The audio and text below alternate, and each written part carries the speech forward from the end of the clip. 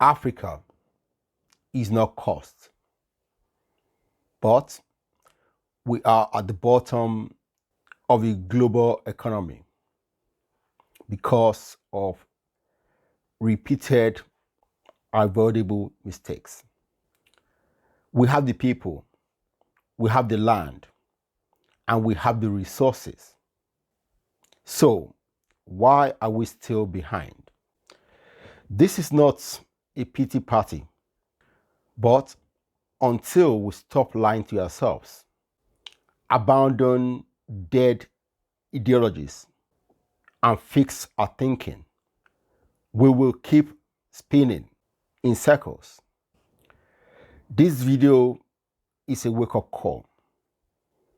Raw, factual, and necessary for young Africans who want more than slogans. Let's cut through the noise and talk about the real reasons we are still at the bottom economically and what we must do to turn it around. Let's start with education. It's failing us. Our educational system are outdated, poorly funded, and not built for innovation or independence. Over 80% of young Africans in public schools do not achieve minimum proficiency in reading or maths. We teach to pass exams and not to solve problems. In many African countries, less than 5% goes to education. The curriculum is outdated. STEM is neglected. Philosophy and African history almost invisible. We produce graduates who can memorize all the facts, but cannot build a bridge, launch a startup, or think critically. Without innovation, we are stuck. Schooling without thinking is a fast road to failure. Let's look at Africa's diversity. This one is nature. Africa is the most diverse continent in the world. We have over 3,000 tribes and over 2,000 languages. Many people who have swallowed the multicultural ideology will say this is a plus.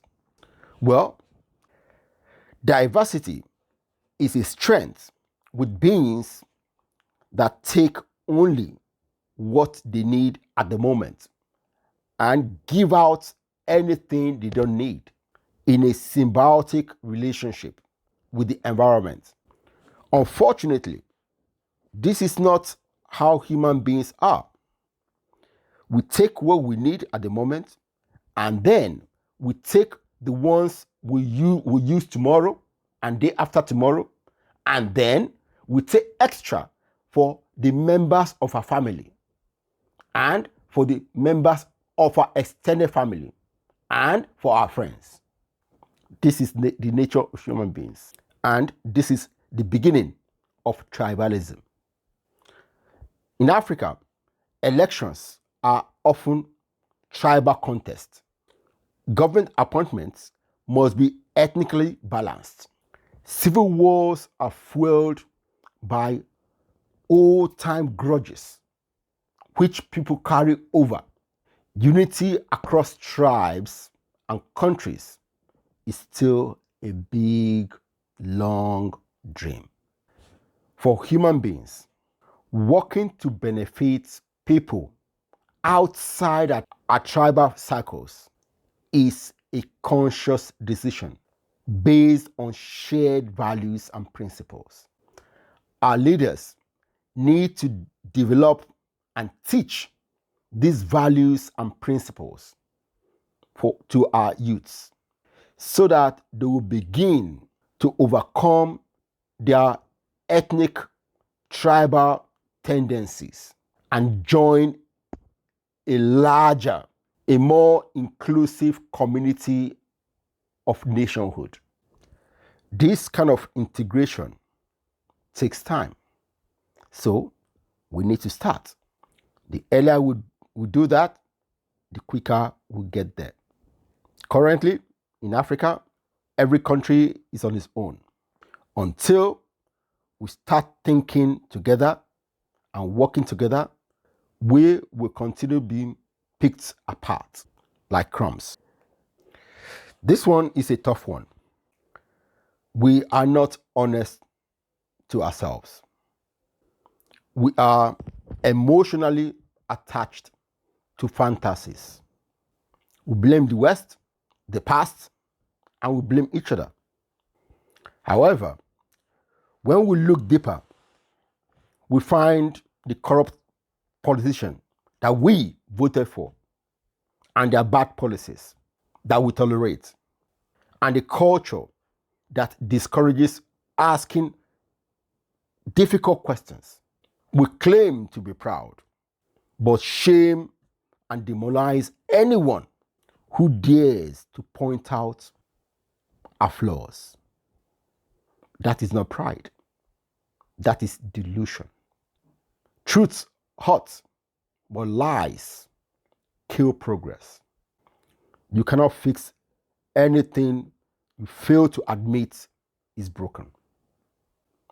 Many African nations dabbled in socialism after independence. Socialism, the dream, promised equality, shared prosperity. The reality, it delivered poverty, state monopoly, economic collapse, and dictatorship. From Tanzania's Ujuma to Ghana's state monopolies, central planning stifled innovation. Decades later, we're still clinging to center planning and government handouts. Current leftovers include bloated government, overdependence on foreign aid, and very weak private sectors. Entrepreneurship is choked to death by red tape, over-regulation. Innovation is punished, not rewarded. Meanwhile, those who manage to succeed in this environment are often seen as exploiters rather than models to embrace. If no one owns anything, no one builds anything. Victimhood mentality. Social media and activist culture has convinced young Africans that they are victims of colonizers, of capitalism, of everything. Yes, history was brutal, but if we're still blaming dead people for our poverty, we are not serious. Slavery, colonialism, and racism are real, but they are no longer the barriers to success.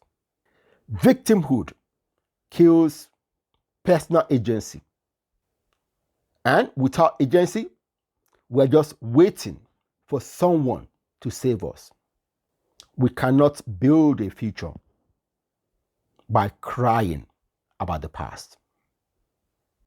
So, what is holding us back?